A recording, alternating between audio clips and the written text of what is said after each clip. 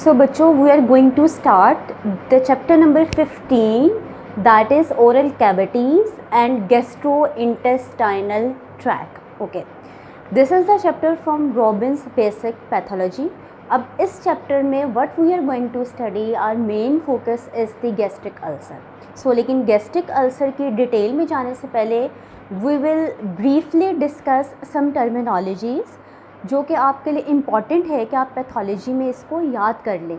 सो जब आपने अपने रॉबिन्स बेसिक पैथोलॉजी का चैप्टर नंबर 15 ओपन किया तो आपको चैप्टर नंबर 15 के इंट्रोडक्शन में जी इंट्रोडक्शन क्या मिला कि आपके पास हैं जी स्टमक डिसऑर्डर्स, और ये स्टमक डिसऑर्डर्स जो कॉमन स्टमक डिसऑर्डर्स हैं this include inflammation and neoplastic lesions. So stomach disorders में इन्फ्लेमेशन कॉमन है और नियोप्लास्टिक लीजन कॉमन है। यहाँ पे जी मेरे पास टर्म आती है लीजन। लीजन क्या है यू ऑलरेडी नो, जब आपने अपनी पैथोलॉजी स्टार्ट की थी तो उसके अंदर डेफिनेशन पड़ी थी लीजन की। Lesion basically refers to the injury. अब जी लीजन क्या है, डैमेज है, एबनॉर्मल चेंज है आपके टिश्यू में that is caused by the disease और द ट्रॉमा। बे डिजीज़ और ट्रॉमा ने आपके स्टमक में क्या करा दी, लीजन करा दी। If this lesion is malignant तो इसको हम कहेंगे जी दिस इज़ द कैंसर। तो अभी हमने डिस्कस किया आपके चैप्टर के अंदर के स्टमक डिसऑर्डर्स में the first common disorder is the neoplastic lesion and the inflammation. So inflammation आपके पास टॉपिक है जो भी हम ऑलरेडी डिस्कस कर चुके हैं कि एक्यूट इन्फ्लेमेशन क्या है, क्रॉनिक इन्फ्लेमेशन क्या है, भी सेम सारा कॉन्सेप्ट आपका इधर स्टमक की इन्फ्लेमेशन में भी अप्लाई होता है। सो भी आपके पास स्टमक डिसऑर्डर्स कौन कौन से आ गए, inflammation, neoplastic lesion, then you have gastric acidity. After gastric acidity another name that is mentioned is the gastric cancer. gastric cancer या नियोप्लास्टिक लीजन ऑल्टरनेटिवली टर्म्स आपके बुक के अंदर यूज़ की गई हैं। सो इसके ऊपर डिस्कशन करेंगे। सो जी यहाँ पे अब मेरे पास टर्मिनोलॉजी आ गई गैस्ट्रिक एसिडिटी की। अब आपने बुक उठाई, आपके बुक के अंदर मेंशन है कि अगर आप यूनाइटेड स्टेट्स की बात करें, सिर्फ यूनाइटेड स्टेट्स में नहीं एशिया में भी ऐसा है कि मेजर जो आपका एक्सपेंडिचर अगर गैस्ट्रोइंटेस्टाइनल ट्रैक्ट डिजीज़ को लेकर देखें तो मेजर जो आपका एक्सपेंडिचर है दैट इज़ स्पेंडिंग, मेजर जो आपकी स्पेंडिंग है that is on the gastrointestinal disease. भाई हर तीसरे बंदे को आप सुने जी खाना ज़्यादा खा लिया, मिर्च मसाला ज़्यादा खा लिया, या वैसे there are different other reasons कि उसको कोई ना कोई स्टमक का इशू रहता है। और कोई इशू से स्टमक का मेजर इशू ना हो तो एट लीस्ट जो आपका पेशेंट आपको बताता है कि जी he is suffering from the gastric acidity, तो ये भी तो एक आपके पास स्टमक का डिसऑर्डर ही है।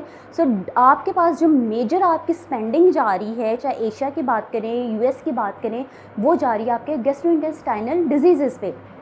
सो जी यहाँ पे गैस्ट्रिक एसिडिटी इन डिजीज़ में से सबसे ज़्यादा कॉमन है जो आपका मेजर स्पेंडिंग ले रही है, जो आपके ज़्यादा आपके इन्वेस्टमेंट ले रही है। सो अब अगर मैं बात करूँ गैस्ट्रिक एसिडिटी की, फ़ौरन मेरे जहन में एक टर्मिनोलॉजी आती है that is the gastric reflux. ऐसा लग रहा है ना वापस आ गया। गैस्ट्रिक रिफ्लक्स आपके पास क्या है, बैक फ्लो है आपके स्टमक के कंटेंट का। ज़ाहिर है बैक फ्लो कहाँ होगा भाई, स्टमक के पीछे का जो पार्ट है that will be in the oesophagus. ठीक है, एसोफेगस में आपके स्टमक का कंटेंट वापस आ गया दैट इज़ रिफ्लक्स। तो क्यों स्टमक का कंटेंट वापस आ गया, स्टमक की एनवायरनमेंट एसिडिक है तो मैंने कह दिया this is the acidic reflux. अब जी मेरे पास टर्मिनोलॉजी आती है हार्ट बर्न। ऐसे रखते हैं ना कि हार्ट बर्न हर किसी को अगर सीने में जलन है तो भाई हार्ट बर्न क्या है, this is actually the feeling of the acid reflux. Acid reflux की फीलिंग को मैंने कह दिया दिस इज़ हार्ट बर्न। अब हार्ट बर्न में हो गया क्या, इट इज़ मैंशनड कि there is heartburn, burning sensation होगी, there will be mild burning sensation, और ये बर्निंग सेंसेशन आपके पेशेंट को कहाँ है, that is in the mid chest. ठीक है, कहते हैं ना सीने में जलन है, that is basically the heart burn. और यूजुअली ये आपका पेशेंट फील कब करता है, आफ्टर मील और लाइंग डाउन। अक्सर लोगों को कहते सुना मैंने खाना खाया मेरे सीने में जलन हो रही है, शायद मिर्च मसाला ज़्यादा था।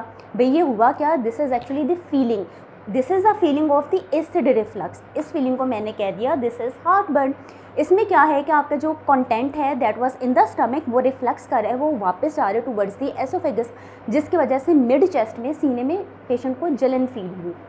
Now another terminology is the gastric cancer. So gastric cancer क्या है जी, आपके बुक के अंदर मेंशन है, this is also the leading cause of death, ना सिर्फ यूएस में बल्कि एशिया में, पाकिस्तान में भी आपको पता है 2 मेजर कौन सी डिजीज़ हैं जो डेथ कॉज करती हैं, कैंसर है और हार्ट डिजीज़ हैं, कार्डियोवैस्कुलर डिजीज़ हैं। तो दिस इज़ MCQs क्वेश्चन कि जी 2 मेजर कॉजेज़ ऑफ डेथ क्या है वर्ल्ड वाइड, तो answer is cardiovascular diseases and the heart and the cancer. Okay, ये दो आपके पास इसके आंसर्स आ गए। So we have completed this. अब जी आहिस्ता आहिस्ता we are going to move towards the stomach. So anatomy में आप लोगों ने पढ़ा है कि there are different anatomical regions of the stomach. आपने रॉबिन्स बेसिक पैथोलॉजी की बुक उठाई, उसके अंदर 4 मेजर एनाटॉमिकल रीजन्स डिस्कस किए गए हैं। अच्छा, these regions are cardia, then antrum का जिक्र आएगा, एंट्रम के बाद there will be the discussion on the fundus and the body. अच्छा, अब जी सबसे पहले हम लोग डिस्कशन कर लेते हैं आपके कार्डिया के ऊपर। I am not going into the detail, क्योंकि एनाटमी में, स्टमक के एनाटमी में हम इसे ऑलरेडी डिस्कस कर चुके हैं। सो अगर मैं कार्डिया की बात करूँ, ठीक है, अब कार्डिया में क्या है, डेफिनेटली कार्डिया इज़ कुछ ना किसी किस्म की कोई ना कोई सेक्रेशन कर रहा है। तो आपका जो कार्डिया है that is lined by the cells, यहाँ पे सेल्स मौजूद हैं, और वो कौन से सेल्स हैं, वो ऐसे सेल्स हैं जो कि म्यूकस रिलीज़ कर रहे हैं, और इन सेल्स का नाम है mucin secreting foveolar cells. Mucin secreting foveolar cells. अच्छा जी, ये सेल्स का फंक्शन क्या है कि इन्होंने म्यूकस से सिक्रीट करना है। म्यूकस का फ़ायदा क्या है जी, आगे जाके हम स्टडी करेंगे। आपका जो स्टमक है इसकी जो इन्वायरमेंट है दैट इज़ एसिडिक, तो भाई इस ल्यूमन की एसिडिक इन्वायरमेंट है, तो हमने स्टमक को भी तो बचाना है। तो स्टमक को इस एसिडिक इन्वायरमेंट से बचाने के लिए आपका जो स्टमक इटसेल्फ है वो म्यूकस को रिलीज़ कर रहा है। सो जी ये जो फोविओलर सेल्स हैं these are actually forming the shallow glands. अच्छा, अब इस लाइन को डिटेल से पढ़ते हैं। सबसे पहले भी ये कॉन्सेप्ट तो आपको क्लियर हो गया कि ये जो फोविओलर सेल्स हैं these are the surface mucous cells. यहाँ पे मैंने टर्मिनोलॉजी यूज़ की सरफेस, यानी कि ये ऐसे सेल्स हैं जो स्टमक की सरफेस के ऊपर प्रेजेंट है, डीप सेल्स नहीं हैं। ये सेल्स क्या हैं, बेसिकली लाइन कर रहे हैं आपके स्टमक के सरफेस को, and these cells are in the gastric pits, यानी कि माइक्रोस्कोपिक इन्विजिनेशंस हैं, ज़्यादा गहरे खड्डे नहीं है, पिट्स नहीं है। और इन पिट्स के अंदर आपको जो सेल्स मिल रहे हैं उनका नाम है फोविओलर सेल्स, और ये फोविओलर सेल्स बेसिकली रिलीज़ क्या कर रहे हैं, these are releasing the mucus. Okay, यहाँ तक डिस्कशन कर ली कि आपको जी फंडस पे जो सेल्स मिल रहे हैं वो शैलो, यानी कि that are present on the surface, कोई डीपली आपके स्टमक के अंदर प्रेजेंट नहीं है, बल्कि these are the shallow cells, या they are forming the shallow glands. ठीक है, अच्छा, अब इनका काम क्या है, म्यूकस रिलीज़ करना। आई हैव ऑलरेडी डिस्कस्ड भी म्यूकस का क्या काम है कि आपके स्टमक को कोरोसिव, हार्श या एसिडिक एनवायरनमेंट से प्रोटेक्ट करना। ओके जी, अब जी खाली यहाँ शैलो सेल्स तो नहीं ना, सिर्फ ऊपर ऊपर सेल्स तो नहीं ना बड़े आपके स्टमक में, भाई rest of the cells are present deep in the gastric pits. मैंने कहा जी आपका फंडस है, स्टमक है, उसमें गैस्ट्रिक पिट्स हैं, गड़े हैं, माइक्रोस्कोपिक इन्विजिनेशंस हैं। इन इन्विजिनेशन में जो सुपरफिशियली आपको सेल्स मिल रहे हैं उन सेल्स का नाम है फोविओलर सेल्स।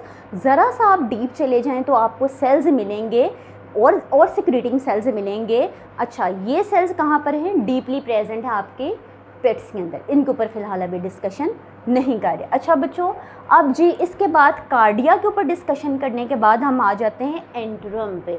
अच्छा, एंट्रम है तो डेफिनेटली यहाँ पर आपको कौन से ग्लैंड्स मिलेंगे, there will be the antral glands. अच्छा, एंट्रल ग्लैंड्स आर सिमिलर, भाई इनका भी सेम फंक्शन है, प्लस एडिशनल इसके अंदर क्या है, there are containing the endocrine cells. ठीक है, endocrine terminology we have discussed in the anatomy.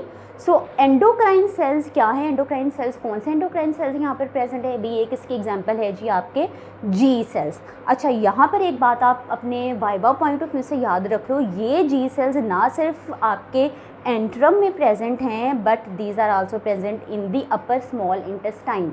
ठीक है, वहाँ पर भी प्रेजेंट है। अच्छा, अब जी सेल्स, जी सेल्स है ना, जी से वर्ड स्टार्ट हो रहा है, जी सेल्स ने रिलीज़ क्या करना है, गैस्ट्रिन को रिलीज़ करना है।